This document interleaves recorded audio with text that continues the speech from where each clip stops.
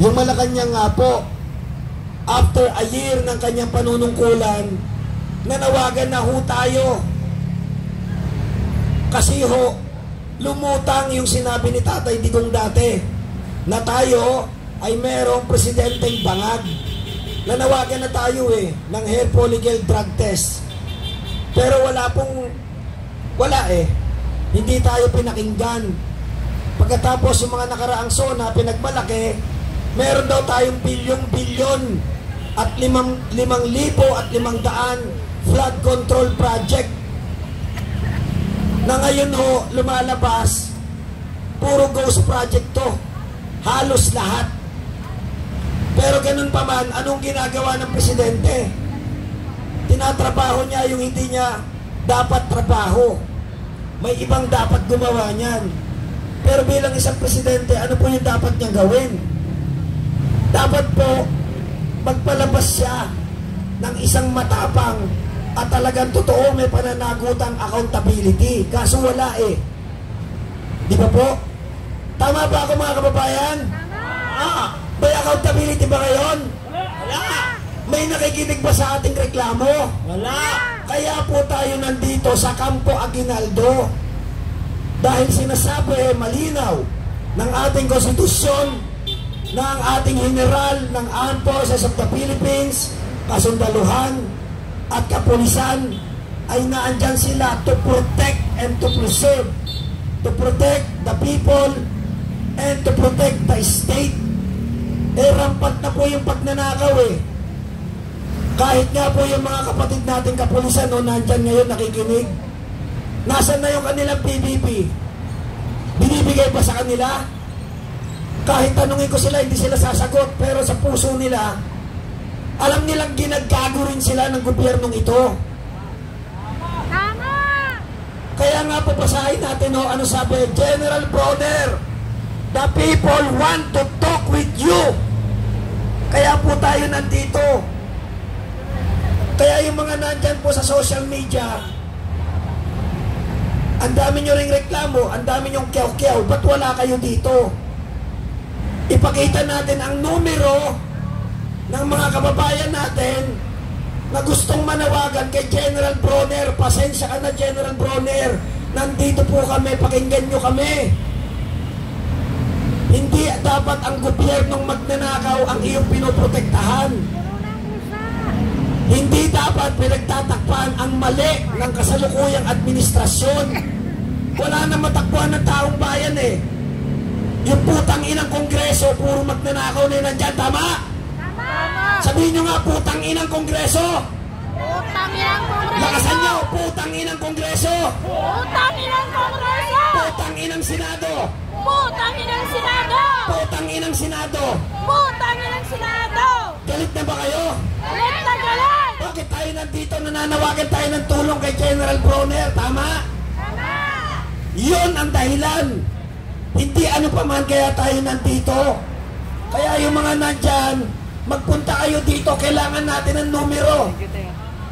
Sino ang paniniwalaan? 10, 20, 30. Matitinag ba natin si General Bronner? Kukunti pala kayo, mga bukong kayo Tama, mali? Tama!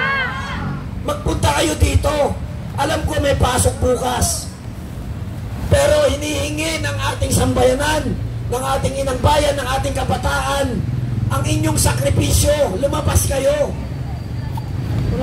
Kung hindi tayo magtutulong-tulong, hindi tayo magsasama-sama, hindi lalakas ang ating tinig sa laki ng pader ng Campo Aguinaldo, maririnig pa tayo? Maririnig pa tayo? Hindi tayo maririnig. Kaya nga yung mga political na kulay ninyo, putang ina, itabi nyo yan. Hindi natin kailangan magpataasan dito. Taong bayan, tayo, kayo, ako, ikaw, apektado tayo, pati ang ating mga kapatid na kapulisan. Walang tutulong mga kababayan, wala.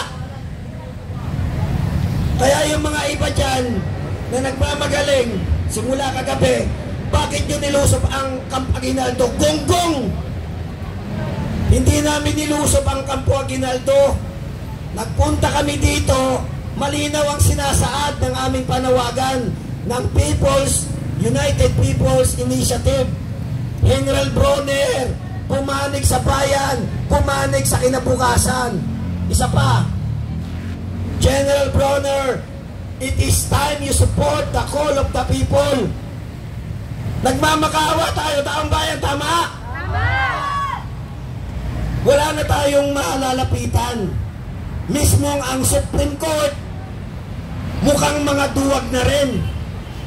Sapagkat hanggang ngayon, indefinite, ang GAA 2025 na alam naman nating napakaraming inilagay na putang inang insertions, hanggang ngayon hindi dinidinig. Ang COMELEC, talo na si Abante, tama? Tama! Bakit putang inang nakaupo yung Abante na putang inang yan? Ang Gabriela, talo, tama? Ang Duterte Party List, panalo, tama? Bakit putang ina komunista ang ipinalit? Hindi Duterte Party List na alam naman nating neutral at para sa kabataan, para sa taong bayan. Bakit komunista ang ipinalit? Lahat ng sangay ng gobyerno, wala na tayong mapili, wala na tayong maitangi. Sagutin niyo ako ng malakas. Sagutin niyo ako ng malakas. Ang ehekutibo ba ay korap? Magnanakaw! Ang judiciary pa ay walang pakialam? Wala! Paano yung kongreso? Anong meron na doon? Magnanakaw! Ulit, anong meron na doon? Magnanakaw! Putang ina nyo, huwag nyo kaming gaguhin. Ang ipinalit nyo kay Tambaloslo, si Bojiti, isang land grabber at isa ring mukhang pera. Yes, isang mandarambong. Galing sa pamilya ng dinastiya, si Bojiti. Sino ginagago niyo mga putang ina nyo? Ginagago pa tayo? Ginagago pa tayo? Ginagago tayo! Bakit nandiyan pa rin kayo nanunood? Hindi kayo magpunta rito. Kanya-kanya na! Hindi natin inaaway ang kasundaluhan. Lalo na ang ating Chief of Staff. Nandito tayo. Gusto nating iparamdam na hirap na tayo. Galit na ang taong bayan. Pero umiiyak na lang tayo sa ngit-ngit. Wala tayong magawa, putang inang gobyerno to, tama? Sino ang tutulong sa atin? Sabi ng konstitusyon, ang Armed Forces of the Philippines shall protect its citizens, protect the people, protect the state. Tama? Tama. Tingnan ninyo yung mga kapulisan natin, mga kapatid. Tayo lang ang nagkakandak ng mga pagpupulong na wala silang hawak na kalasag. Bakit? Alam nila, hindi nila tayo kalaban. Tama? Tama. Sino ang kalaban? Ang magnanakaw. Ang magnanakaw. Ilang doble. Meron ang pader ng Campo Aguinaldo at gaano kalakas na tatagos ang ating tinig para pakinggan tayo ng ating mahal na general. Taong bayan, kailangan namin kayo. Gusto niyo bang matapos ang taon na to na ginagago tayo? Hindi! Gusto niyo bang matapos ang taon na to na inuulol tayo sa investigasyon sa Kongreso? Hindi! Gusto niyo bang matapos ang taon na to na pinapaikot pa rin tayo na putang inang gobyerno? Hindi! Sino ang tutulong? Sabay-sabay! Tawagin natin! General Bronner! Isa pa! General Bronner! Lakasan! General Bronner! Halikan na po kayo. Nagsusumbong kami sa inyo. Hindi kami nandito para guluhin ang Campo Aguinaldo. Wala na matakbuhan ng bayan eh. Ang Supreme Court mukhang duwag na rin at bahag ang buntot. Ilang beses na hanggang ngayon ang GAA 2025 ay hindi dinidinig. Ang Maharlika Fund, ang PhilHealth Funds, at kung ano-ano pang mga pera, napakaraming pera, putang ina, ninakaw na. Papayag pa ba tayong ganon? Hindi! ilabas nyo ang litig nyo sa leeg. Papayag pa ba tayo ganon? Hindi! Huwag tayong pumayag. Kaya yung matatapang dyan sa social media, samahan nyo kami dito. Ang kailangan nila, maipakita natin na tunay ang bansang Pilipino, iyak na, sakit na. Eh kung sasampu tayo dito, sino maniniwala sa atin? Meron ba? Wala! Lumabas kayo! Yan ang tanging solusyon. Nandito kami, 5 araw na kami, hindi kami nagrereklamo, pero ang ginagawa namin para din sa taong bayan, para sa inyo. Pero kayo, nandyan kayo sa social media, puro lang kayong tapang, wala naman kayong magawa. Kung ganito ang mangyayari sa ating bayan, kung walang natitirang matapang na Pilipinong lalaban, putang ina, matulog na lang tayo pare-parehas. Tama? Pumunta na kayo dito, magsalita kayo dito, manawagan kayo, mabuhay ang Pilipinas! Mabuhay! Teka lang, may sisingit lang ako. Nakikita ko yung mga posts ni Sas, nila Joey, yung mga favorite vloggers natin. Ang dami-daming likes!